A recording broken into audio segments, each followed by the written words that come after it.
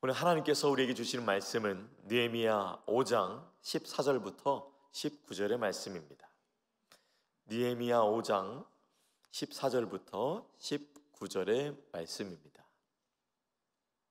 오늘 말씀 읽으실 때에 교독하시고 19절 말씀은 함께 읽겠습니다. 제가 먼저 읽습니다.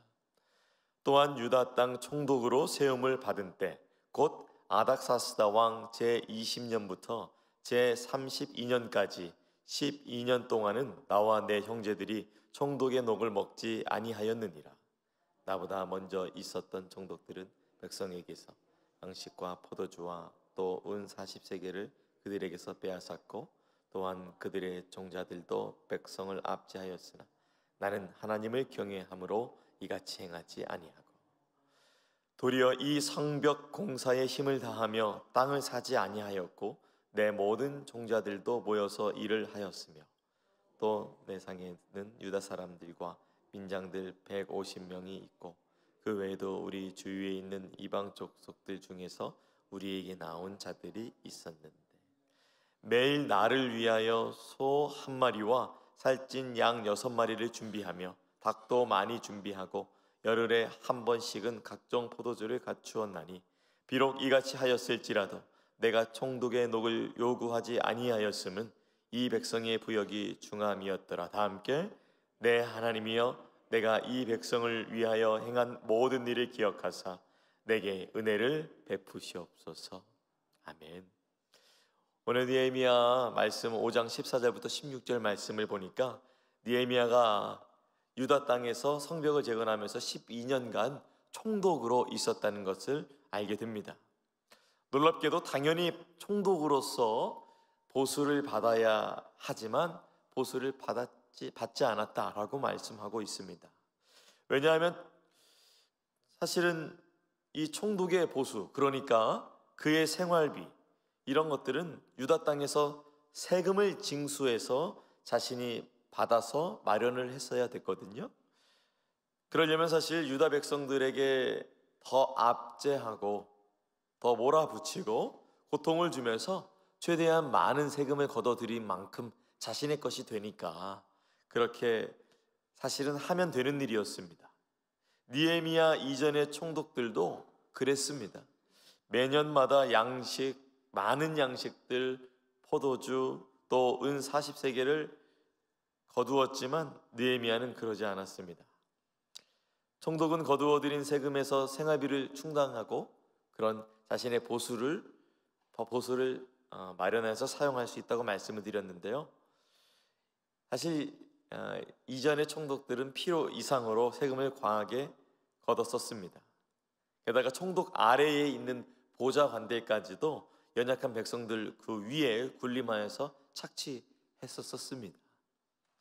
이미 나라를 잃고 또 신앙을 잃고 그렇게 살아가는 어쩌면 이 유다 백성들에게는 잔혹한 일인지 모르겠지만 또 시대적으로 볼 때는 총독으로서 그렇게 얼마나 백성들한테 많은 세금을 걷어들일 수 있느냐에 따라서 또 그 총독의 능력을 평가받았기 때문에 또 당연히 어쩌면 그렇게 총독은 세금을 어떠한 수단과 방법을 사용해서라도 많이 받아내는 것이 당연한 시대였습니다. 눈 한 번 딱 감고 못되게 하면 되는 것이었습니다. 자신이 또 스스로 하지 않고 아랫사람을 시켜서 세금을 많이 징수하면 될 일이었습니다. 하나님의 성벽을 재건하는 일과 유다 총독으로서 보수받는 일을 분리해서 자신의 그 보수를 잘 받으면 되는 일이었습니다. 그러나 그는 오늘 말씀해 보니 당연한 것을 당연히 여기지 않았습니다. 누려야 할 것을 누리지 않았습니다. 얻어야 할 것을 얻지 않았습니다. 왜 그랬을까요? 저는 말씀을 묵상하면서 이미 느헤미야 자신도 그렇게 해도 된다는 것을 알고 있었고 느헤미야 전에 있던 총독들도 그렇게 했다는 것을 느헤미야가 알고 있었다는 것을 알게 되었지만 그 다음 이 느헤미야 5장 15절 말씀을 통해서 왜 그가 그렇게 행동했는지 그의 행동의 열매 말고 그 뿌리가 무엇이었는지를 저는 15절 말씀을 통해서 보게 되었습니다. 제가 15절 말씀 읽어드립니다. 나보다 먼저 있었던 총독들은 백성에게서 양식과 포도주와 또 은 40세겔을 그들에게서 빼앗았고 또한 그들의 종자들도 백성을 압제하였으나 나는 하나님을 경외함으로 이같이 행하지 아니하고. 수천 년 전에 기록된 말씀이었는데 오늘을 살아가는 저에게 말씀하시는 것 같았습니다. 핵심은 하나님을 어떠한 마음으로 섬기느냐에 있었습니다. 하나님을 어떻게 대하는지에 대해서 그 마음의 자세에 그의 열매의 비법이 있었습니다.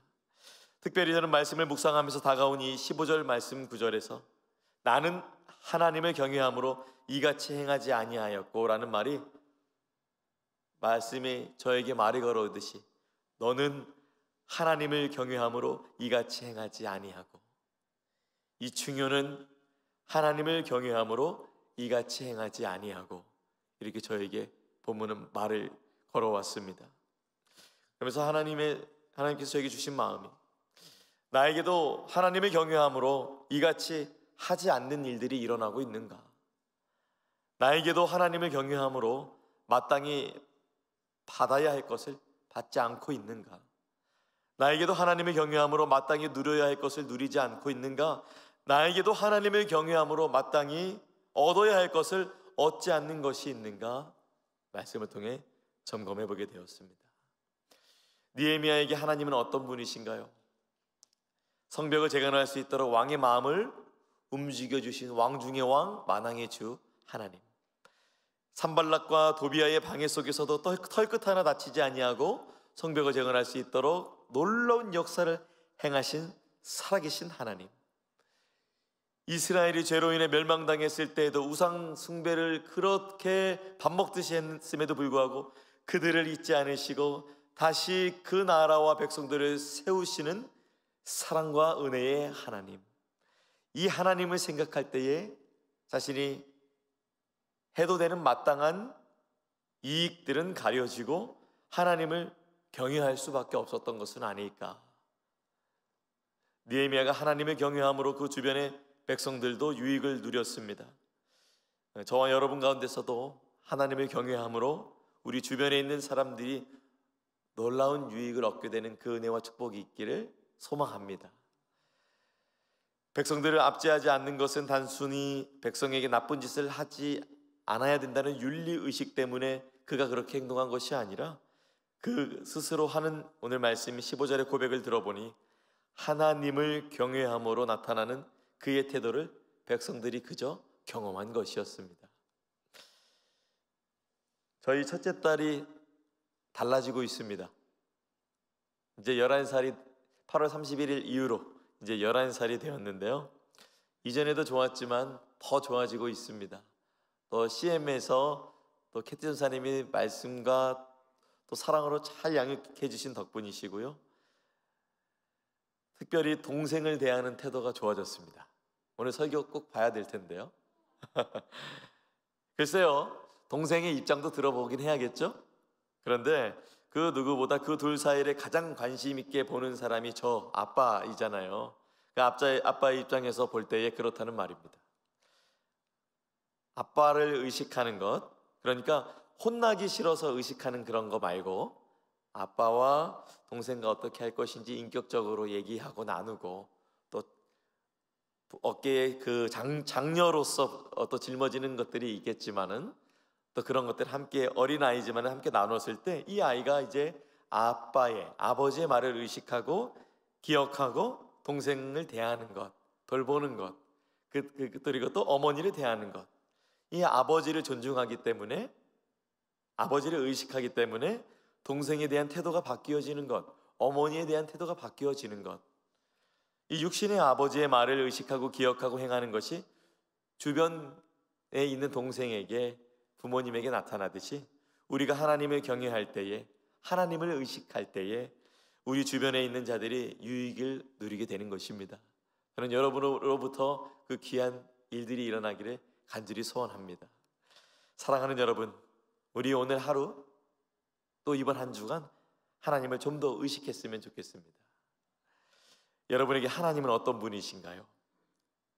그 하나님 우리에게 독생자 예수 그리스도를 십자가에서 내어주시고 우리를 자녀 삼아주시고 성도 삼아주시고 너무 부족하지만 제자 삼아주신 아버지 하나님, 다 드려도 아깝지 않은 그 하나님을 더욱 의식하며 경외하는 우리가 되기를 소망합니다.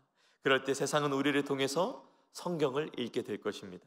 세상 사람들이 성경을 읽지는 않지만 그들이 우리의 삶이 그들에게 글씨가 되어서 성경 글씨가 되어서 성경을 읽게 하는 효과를 줄 것입니다. 그리고 그것은 하나님께 영광이 되고 사람들에게는 유익이 되리라 믿습니다.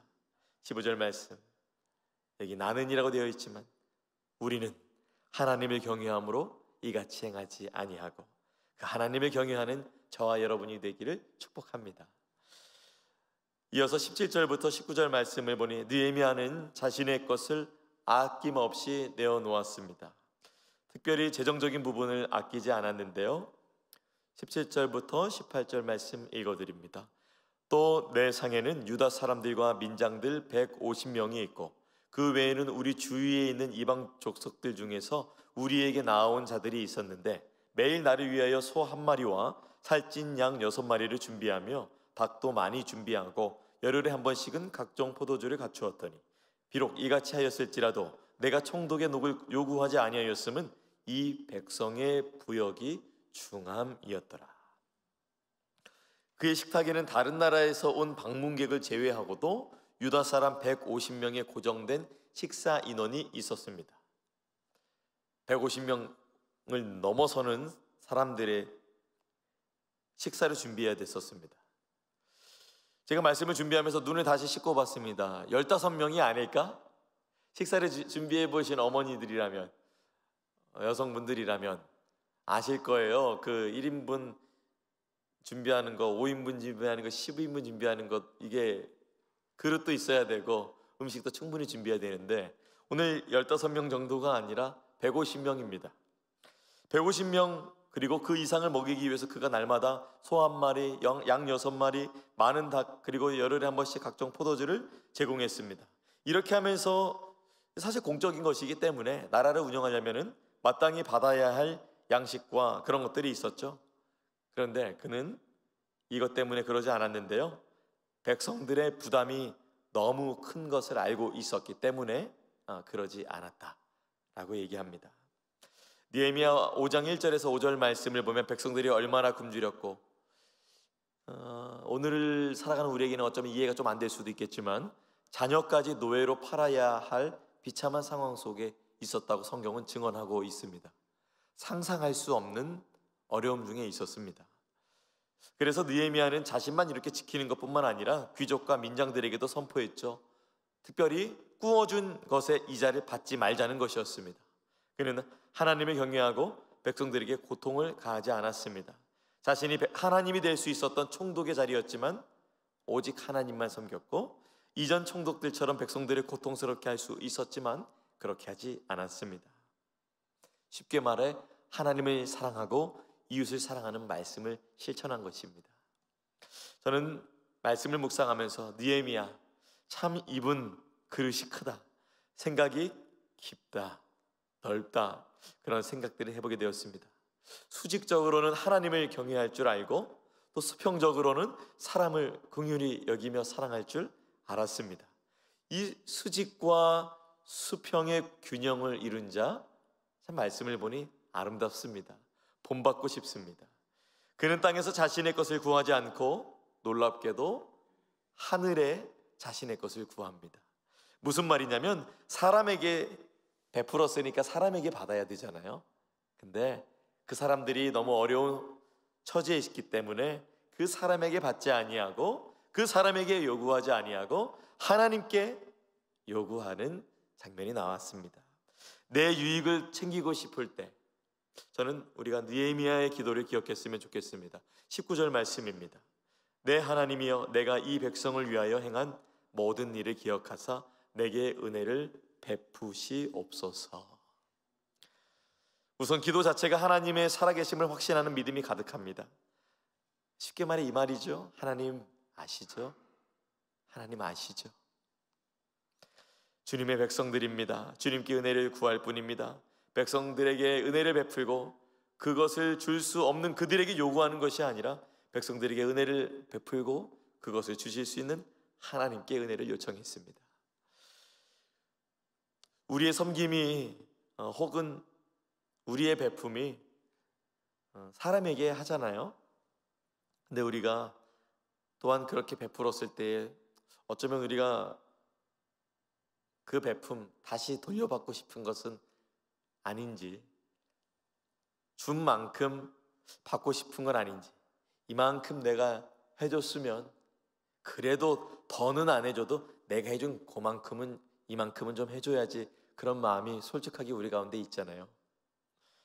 내가 3번을 도와줬으면 그 집사님이 나 3번 정도는 동일하게 도와주셔야 되고, 내가 1번 크게 도와줬으면 그분이 나한테 1번 크게는 도와줘야 되고, 더는 못해줄지언정 그런 줬으면 받고 싶은 마음이 우리의 마음이잖아요. 오늘 14절부터 19절 말씀 어떻게 보면은 짧은 구절의 말씀인데, 우리는 느헤미야의 삶에서 하나님을 그가 의식하고 하나님을 경외하고 그분께 은혜를 구하는 그 모습이 저는 굉장히 신선하고 감동적으로 다가왔습니다. 유다 백성들이 어려운 형편이기에 자신의 재정을 통해 헌신하며 오직 하나님께만 은혜를 구했습니다. 저는 우리가 이렇게 적용해 보기 원합니다. 하나님, 우리가 베품에 있어서 손해가 되더라도 베풀 줄 아는 우리가 되기를 바랍니다. 그리고 그것을 다시 사람의 계산으로 그 사람에게 받는 것도 좋겠지만, 혹시 받을 만한 형편이 안 된다면 우리가 하나님께 구하는 다른 믿음의 공식을 우리의 삶 가운데, 여러분의 기도 가운데 대입하여서, 그리하여서 하나님께 은혜를 구하는 자, 또 하나님께 은혜를 구하는 자 하나님 외면하지 않으시거든요. 은혜는 하나님께 갈 때, 손해는 하나님께 갈 때 은혜가 되어지는 것입니다. 이것은 효율적인 것을 추구하며 살아가는 현대인의 공식을 무너뜨리는 말이기도 합니다. 어떻게 손해가 은혜로 바뀔 수 있는가? 저는 여러분이, 우리가 믿고 있는 분이 바로 살아계신 하나님이시기 때문에 가능하다고 믿습니다. 그분은 죽음에서 생명을 주시는 분이십니다. 그분은 죽으셨다가 부활하신 분이시기도 합니다. 이렇게 세상이 이해할 수 없는 것이 그분에겐 가능한 것입니다. 그리고 그분은 죄인을 구원하실 만한 능력의 하나님이십니다. 그 하나님이시기에 우리보다 어려운 자들에게 손해가 있어도 베풀면 어떨까요? 그리고 하나님께 은혜를 구하면 어떨까요? 그럴 때에 말씀을 믿고 행하는 자는 하나님을 경험하게 될 것입니다. 오늘 19절 말씀 이렇게 말씀합니다. 내 하나님이여, 내가 이 백성을 위하여 행한 모든 것을 기억하사 내게 은혜를 베푸시옵소서. 그리고 마치 이거의 답변이라도 하듯이 마태복음 6장 33절 이렇게 말씀합니다. 너희는 먼저 그의 나라와 그의 의를 구하라. 그리하면 이 모든 것을 너희에게 더하시리라. 전혀 다른 시대에 쓰여진 본문이 서로 대답하는 듯합니다. 하나님을 경외하는 자 여러분이 되시기를 소원합니다. 그리고 나보다 어려운 자들에게 나누시고 오직 하나님께 그 은혜를 구하는 복된 그 인생 되시기를 예수님의 이름으로 축원합니다. 함께 기도하겠습니다. 하나님, 제 마음에, 우리의 마음의 우선순위를 하나님의 마음이 있는 곳에 두기를 원합니다. 우리의 권리를 누리고 얻고 거기에 마음을 쏟기보다는 하나님이 맡겨주신 사람들과 사역을 위하여서, 사명을 위하여서 더 마음을 쏟게 하여 주시옵소서. 느헤미야가 자신이 얻어야 될 것에 마음을 쏟는 것보다 하나님 나라의 성벽을 재건하는 일에 힘썼던 것처럼 우리도 그렇게 하여 주시옵소서. 그리고 우리에게 주신 물질을 하나님을 위해서 즐겁게 사용하며 매사에 하나님을 경외하는 마음으로 행동하게 하여 주시옵소서. 오직 주님께만 은혜를 간구하며 귀하신 예수님의 이름으로 기도합니다. 아멘. 하늘에 계신 우리 아버지여, 이름이 거룩히 여김을 받으시오며 나라가 임하시오며 뜻이 하늘에서 이루어진 것 같이 땅에서도 이루어지이다.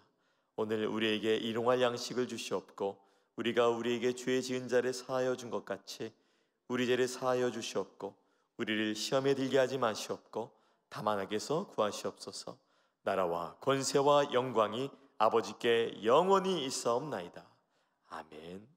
각자의 기도의 제목으로 기도하시겠습니다.